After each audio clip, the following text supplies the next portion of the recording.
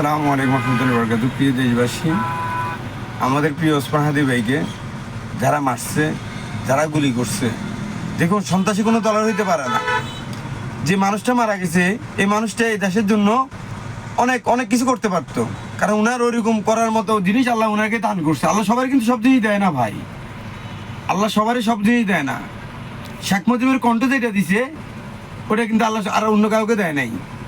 জিয়া রহমানটা যেটা দিছে আল্লাহ আল্লাহ এটা কিন্তু অন্য কাউকে দেয় নাই।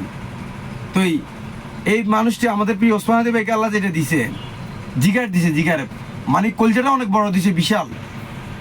উনি কাউকে ভয় পেত না। এই দেশটা নিয়ে, দেশের ভবিষ্যৎ নিয়ে ওনারা চিন্তা করতে ভালোবাসতো এই দেশকে। তা আমরা চাই যে আমাদের প্রিয় ওসমান হাদি ভাইকে মারছে সুস্থ তদন্তের মাধ্যমে বিচারক দেখেন। এখন যে কোনো জিনিস করে খালি আওয়ামী লীগের দোষ। আরে ভাই, আওয়ামী লীগ তো মারেই নাই, আওয়ামী লীগ তো মারেই নাই। তারা এখন কে করতেছে, কারা করতেছে, কারা করাইতেছে? আওয়ামী লীগ কি তোমার সাথে আছে? নাই।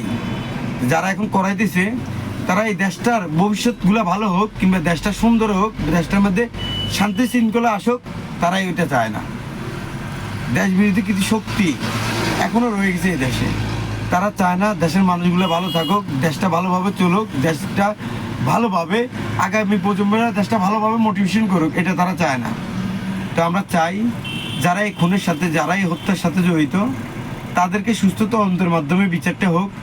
এখানে আওয়ামী লীগ যদি জড়িত থাকে আওয়ামী লীগের বিচার হোক, যদি বিএনপি যদি জড়িত থাকে বিএনপি বিচার হোক, আর যদি অন্যান্য দলের লোকেরা জড়িত থাকে তাদের বিচার। আর যদি দেশ বিরোধী কোনো শক্তি এটার পিছনে থাকে, তাদের বিচার মানে জনসম্মুখে তাদেরকে প্রকাশ্যে ফাত্তর নিক্ষেপ করে তাদেরকে মেরে ফেলা হোক। কারণ এটা আমার দেশের সম্পদ, আমার দেশের শক্তি। আমরা দেশকে যারা ভালোবাসে তাই ওই লোকগুলো চাইছে মেরে ফেলতেছে। দেখেন, বঙ্গবন্ধুরে বাঁচতে দেয় না, জিয়া রহমানরে বাঁচতে দেয় নাই, এরকম আরো অসংখ্য অবনীত নেতাদেরকে বাঁচতে দেয় না যারা দেশপ্রেমিক ছিল। তা আমরা চাই সুস্থ তদন্তের মাধ্যমে এদের বিচার হোক। জয় বাংলা, জয় বঙ্গবন্ধু।